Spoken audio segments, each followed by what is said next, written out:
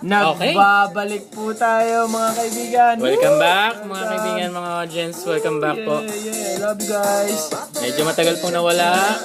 Pero panandalian. At maraming salamat po sa mga tumatangkilik at nagbibigay ng mga komento. Bago po tayo magsimula.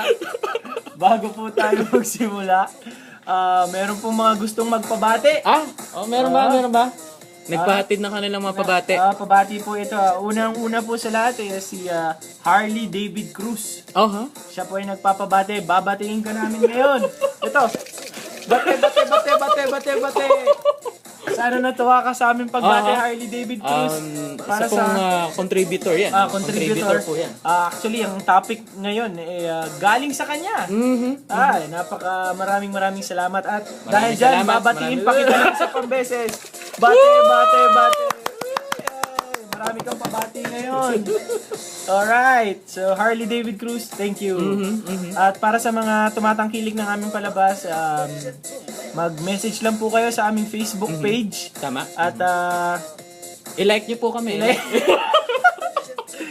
I-like nyo po ang aming page. At mag-message kayo kung gusto nyong batiin namin kayo. Tama. Babatiin namin kayo hanggang sa magsawa kayo. Yeah!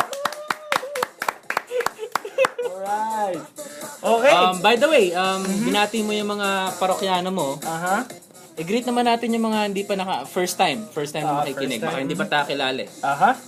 Ako nga pala si DJ Gord Jesibil. At ako naman po si DJ Jim Monyo. Pangit. At kami po ang inyong host sa programang pinamagatang The Bakit Kanyo Show! Alright! Napakasaya ng araw na ito. Alam mo ba, gusto ko lang sabihin. Hindi ko na itanong yan. Hindi mo na itanong eh. Pagpasok ko lang, nagpunas lang ako ng pawis. At nagtrabaho na ako kagad. Wow! Ganon ako ka-dedicated. Bakit pinagpapawisan kapag dating mo ng office? Layo kasi nilalakad ko eh. Okay. Plug car. So, nag-work ka kagad? Work ako kagad. Para lang umabot sa time slot natin. Ayan. Ikaw, kamusta ka naman? Pagdating ko, pinagpapawisan din ako dahil mainit. At I'm juggling lots of things within a very tight schedule. Wow, very tight. Sarap yan, very tight schedule eh. Teka lang po, may pabati po si Beauty Beauty! I'm busy. Busy siya ngayon. Marami ginagawa si Beauty. Alright, so para sa mga ating tagapakinig, ano ba ang episode natin ngayong araw na ito? Pag-uusapan natin, ano? Sige, ikaw. So yun nga. Ito malamang maraming makaka-relate. Maraming makaka-relate. Lalo na yung mga in love. In love. Kahit yung mga hindi pa in love, may in love na lang sila. Kasi kakaiba talaga yung topic ng pag-ibig. Iba ang topic ng pag-ibig. Ito, ang top 3 ways para lubayan ka ng may crush sa'yo na di mo bet. Teka, kala ko love. Hindi mo siya Girl edition. So, may boy part to. May boy edition. Okay. So, crush ka nitong lalaki na to. Ito si girl. Crush siya ni guy. Pero hindi bet ni girl. Pero kakaiba, no? So, makakapagbigay tayo ng advice sa girl. Girl ngayon. Is it like we can put ourselves into their shoes? Actually, sa out-of-body experience ko and inside their body, naintindihan ko yung mga ganitong pagkakataon at mga gusto nilang gawin. Okay. So, let's hear it. So, sa mga problematic girls na habulin ng lalaking hindi nila peg, at yung mga lalaki nilang peg, hindi naman sila ayaw silang habulin. Magkakaroon tayo ng ganyang episode. Meron tayo dyan. Paano ka malalike ng like mo? Yun. Hintayin niyo yung episode na yan. So, but for now, let's help them out. How to get those guys out of their way. The misery. Alright, so let's go to top 3. By the way, bago tayo, sorry, na-interrupt na naman kita. Sorry. Okay, saan ako nagsasorry? Okay lang. Kasi Kasi, bakit ba ganun kahirap sa mga girls na, sabi ng diretsahan sa mga guys? Sa palagay ko, because sa image din nila, or nahihiya lang talaga sila na, or ayaw nila makasakit ng damdamin. Ayaw nila makasakit. So, kailangan nilang makahanap ng way para masabi to indirectly na maintindihan ni Guy nang hindi masasaktan But if they will say it directly, tigilan mo na ako, ayoko sa'yo, pangit ka. Aray, masakit yan. Actually, naramdaman ko yan eh. Joke lang. Hindi pa ako nakakaranas ng ganyan kasi alam mo na, lakas ng dating ko eh. Mas hindi naman masama mangarap. Okay. So, yun. We will help them say it in a positive way. In a positive way, or make them Or do show something. it. Or show it in a positive way. In a positive way. Na hindi masasaktan si Guy, na si Guy na yung mag-iisip na wag na lang. Ayoko na nga. Is over. Hanap na lang akong lubid. It's not It's not you. It's me. Yan. Alright, so number 3. Okay, so Ano itong top technique na 3. ito? Alright, let's start with number 3. And the technique is called the swiper no swiping technique. Napakalupit nitong technique na to dahil ito nung nakita ko tong ginawa ng isang girl. Ay, grabe. Talagang literal ginawa yan Nakita ko. Tried and tested. So this is based on experience. Actually hindi sa akin. Okay. Sa friend lang. Okay. So ito, kasi si Guy, syempre, nangliligaw, lumalapit. Sabi ni Guy, girl, pwede bang lumabas tayo? So yun, nasa isip ni girl, hindi ko naman tupeg, ba't ako papayag? Pero mapursigi ito si Guy. Gusto niya na talagang lumabas sila. Okay. Doon na magagamit ni girl ang swiper ng swiper. Gusto mo talaga ito. Parang sa isip siguro ni girl na, gusto mo talaga Ginusto mo yan. Alright, so paano ito ma-take? So, the guy was successful, so Tuwan-tuwa to si Guy. Woo! Date ko na. Hoya! Success! So, the guy was able to ask her out. And so, what will the girl do? Susunduin ni Guy. Alright, so itong step 1. Pagkasundo, syempre may lugar na kayong pupuntahan siguro. May lugar na pupuntahan si Guy. Naset na yan. Sabihin ni Guy. Ikaw si Guy. Oh, okay. Where are we going? Ikaw na. Ako ba si Guy? Ikaw si Guy. Okay. Alright, so tara. Lista tayo. Okay, pero how are we gonna get there? 2 ways. Commute tayo, jeep, or gusto mo cab na lang? Yeah. I'm not really used to, parang jeep or bus or tricycle. Baka mainit or maulanan tayo, so cab na lang tayo. Cab na lang, cab. Medyo, cab. More or less, siguro mga 300 yung... Nagkukwenta si Guy, nagka-calculate yan. Nasa isip yan, kailangan magkasya lahat. Okay, sa loob-loob niya siguro, okay. Kaya pa, pasok sa budget. Okay, so from Taft to North. Parang, ayaw mo sa kahit Mega Mall or... No. Gusto ko sa Trinoma. Ay, mong MRT?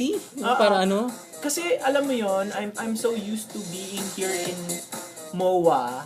Okay. Since taga-Taft ako, gusto ko naman somewhere, alam mo yon, Maiba hindi ko naman. mapupuntahan. Trinoma.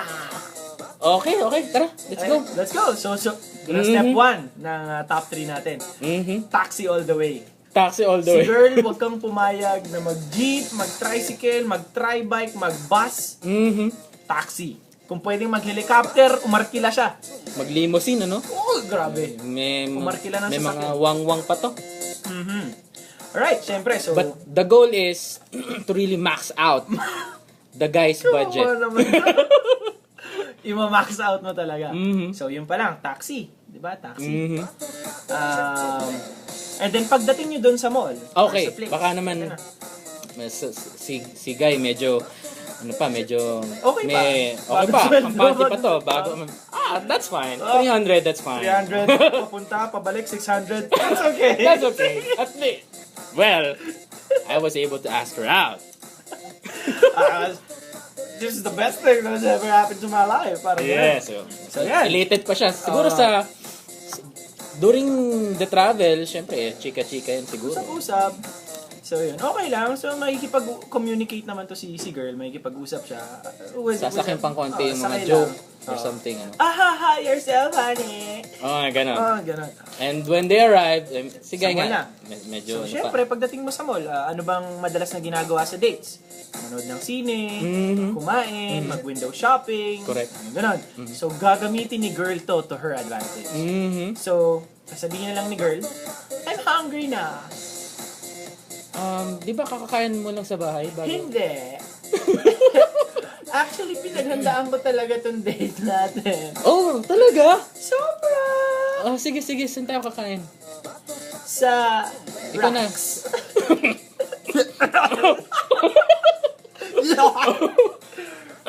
sa... Ayan. Saan ulit? Saan? Outback na lang. Outback? Okay. Or sa- fine dining. Fine dining. Ano bang nasa plan mo na dat kakain tayo? Jollibee.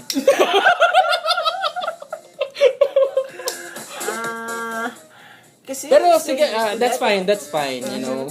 Outback. So let's go, Outback. So, Bakit parang naluluha ka? hindi, na ano lang, may naalala lang, na puwing, nagkasabay-sabay lang. Oh, okay. But, Ba't okay. nanginginig yung lips mo? I'm good. So ito si girl, kailangan pansinin nila kung ano yung nangyayari sa guy para Mm. medyo maano naman to si guy, medyo Kasi, makaramdam. dapat, i-assess mo kung effective ba yung ano, di ba? Action Kasi plan mo. Sobrang yaman pala nitong lalaki. Ikaw pa yung napahamak. Alright. Pero kung si Guy nga is medyo nauutal-utal or, you know, pinagpapawisan ng malamig, Minumunggo ng pawis. kinakabahan na yan. Meron naman din. Baka pagkakain nyo pa lang, mag-aaya na yan. Uy na tayo. O baka mamaya, isakay na lang kita sa ano, kung ano man sasakyan mo dyan. Hatid na kita sa sakayan mo. So, yun. So, bali pagka... Kakain. Kakain na kayo. Order na. Si girl, ang gagawin ni girl, umorder ng sandamakmak na pagkain. Yung tipong magugulat yung lalaki. Ito yung sabihin ni guy. Kaya mo yan? Were you expecting somebody else to join us? Wala naman. I'm just really hungry. Okay, parang good for 8 people yata. Nalakas talaga kasi ako kumain. Oh, okay. Kahit Alright. yung figure ko, ano lang, 80 pounds. Okay. Ako, yung kahit ano na lang. Water na lang. Water. Tapos, siyempre to sige, di bang makishare, mangingi. May kishare siya. No, I'm hungry. So, lahat sa'yo yan. Kakainin ko yan. Share muna. Si Sierra to si Guy, malamang, at titingin sa wallet. Magka-compute. Naawa lang.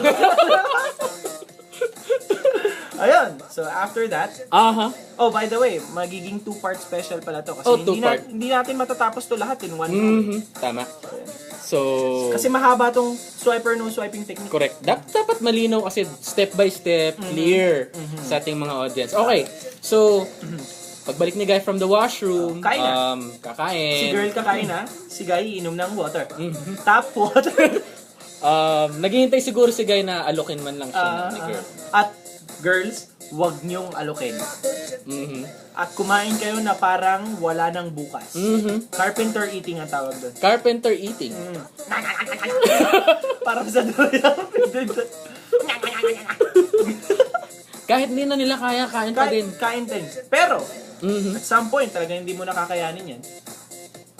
Pag hindi mo naubos, sabihin mo sa guy, pabalot mo nga to. At maglabas ka ng plastic bag. Wow! May dala kang plastic bag. May dala ka dapat plastic bag. Or eco bag. Eco bag Para safe sa mother. pa-take out. Alright, so yun. So siguro mga ilang minutes kaya tong meal Hindi na to, natin mga 1 mga hour. 1 hour and a half. 1 hour and a half sila doon sa kainan. At galit-galit. Dapat mo siya kausapin. Tapos kunyari si guys siguro try to mag-initiate ng conversation. Alam mo, ganun.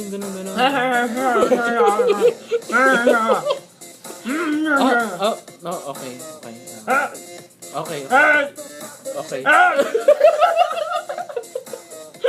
So, hindi mo pa sasalitain si Guy. Galit-galit mo na. Okay. Is it okay to say it sa simula pa lang na, oy, galit-galit muna tayo, kain muna. Pwede, di parang ba? ano yan, pagalang, respect.